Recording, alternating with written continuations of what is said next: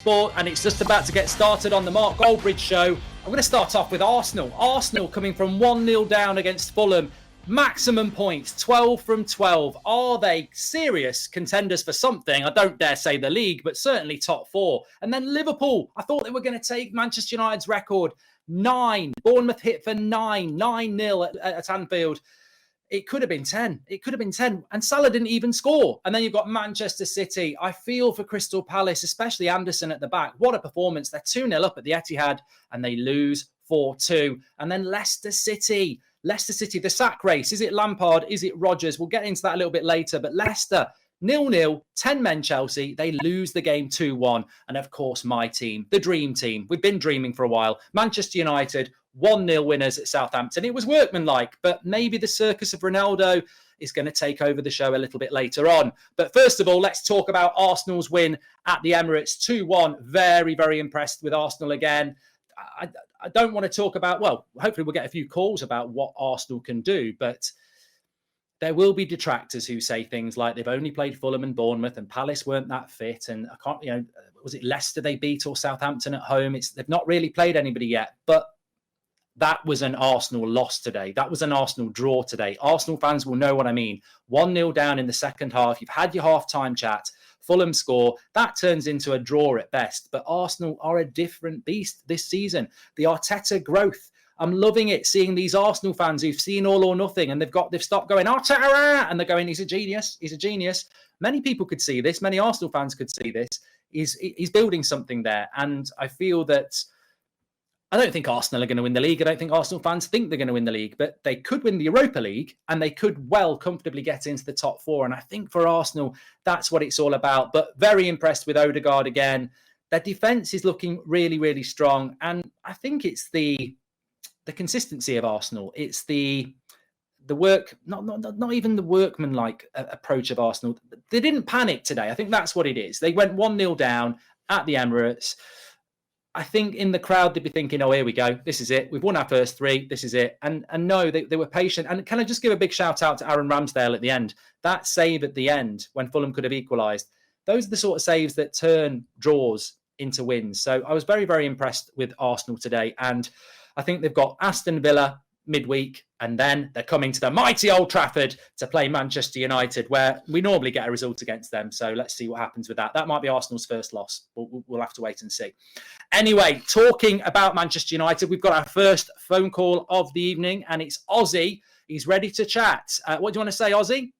Good evening, Mark. First of all, congratulations on the transition from YouTube to radio. Well deserved. Thank you very much. Second of all, I just wanted to say, there's a little bit of negativity around the fan base, even after winning 2 in a row, clean sheet.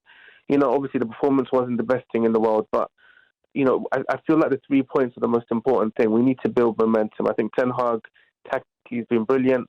I think he's gotten the best out of some of our bad form players like Scott McTominay. But there's one point I wanted to get your opinion on, and that's Marcus Rashford. I think he's had way too many opportunities now. There needs to be a strong thought process from the people that are making the decisions on Marcus Rashford. There's too many excuses. He's a brilliant individual, lovely person, someone that was born and raised at the club. But we can't be sentimental FC if we want to win trophies. And I think we need to move him on. So does Ronaldo. Ronaldo looked awful when he came on today. I've been slaughtered, Mark, every time I've come on talkSPORT and said that he's not a world-class player anymore. He's a world-class player inside the box. Outside the box, he gives you absolutely nothing. His mentality is awful. His attitude is awful. It's time for him to go. So I hope we can find a solution to get rid of both of those individuals and bring a striker to be able to help out Sancho, bring out the best out of Sancho, Elanga, and the rest of the forwards. Martial as well, who's been brilliant as well. Just needs to stay fit. So I want to get your opinion on that. Second of all, Mark, if I could really say really quickly, the Arsenal thing is really interesting. I don't think they have the depth to be able to maintain a title. I think if Gabriel Jesus, Odegaard gets injured, they're in massive trouble. You saw today Partey getting injured. They had Elneny in midfield. They had the confidence to put in Elneny, and they thought they were going to get the same output from Elneny as Partey. It doesn't add up. Odegaard is an absolute gem. That kid could be absolutely anything. Right after Kevin De Bruyne, for me, he's the most impressive player in this season so far, with Haaland and De Bruyne. So yeah, that's my thoughts, and obviously congratulations on the transition, mate. Well done.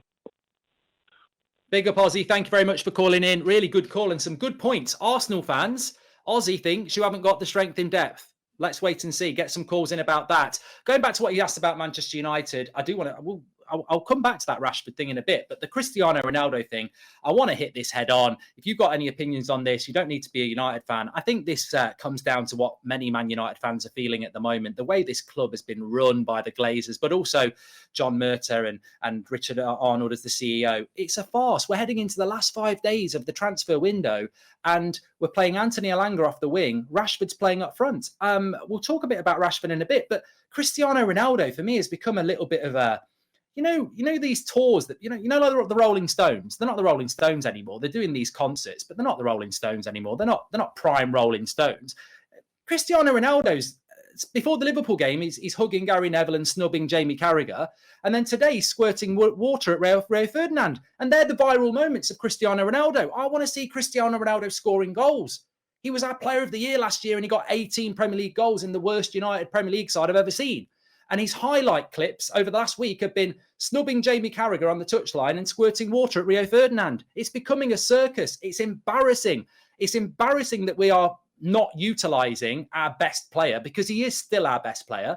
And it's embarrassing that these leaks are coming out that, Ronaldo doesn't want to do this, Ronaldo doesn't want to do that. I know how that club's running. And basically, they're thinking of selling Ronaldo, and they're trying to dirty his name. That's what they're trying to do. They're trying to make the fan base go, get rid of him, get rid of him. Actually, what we should have done is just sold him. Just sell him. He's a legend of this football club. Anybody who's been watching Manchester United for a long period of time, back in the late noughties, Ronaldo is one of the greatest players to ever play the game. He's one of the greatest players to ever put on a Manchester United shirt. If he wants to go, let's be mature about it and sell him back in July. But now it's sort of like, we've created this. We were rubbish going forward today, Manchester United. The defence was brilliant. The midfield was okay. And going forward, we were really, really poor in the final third. Cristiano Ronaldo sat there like some sort of, look at Ronaldo on the sideline. Take a picture of him. He's squirting water at Rio Ferdinand. He's snubbing Jamie Carragher. I think it's just an embarrassment. And I don't blame Ten Hag, and I don't blame Cristiano Ronaldo. I blame the club, because they know they've got this big, massive commercial entity in Cristiano Ronaldo that sells shirts. And what a surprise. All 3 kits have been sold and Ronaldo's still here. I wouldn't be surprised if we've kept him at the club until all the shirts have come out, so that loads and loads of kids go and buy Ronaldo shirts or get their parents to buy them, and then we'll let him go. I think it's embarrassing. And I think it's embarrassing for Cristiano Ronaldo to be treated like that. I think it's embarrassing that we're picking a front three like we did today. I mean, Rashford through the middle. I don't know what that's all about. He's not a centre forward. And Elanga on the right and Ronaldo on the bench. We won the game, but we won the game for different reasons. Let's take another quick call. I want to go to an Arsenal fan, and his name is Richard. Richard, you've got to be happy with that result. I am indeed, yeah.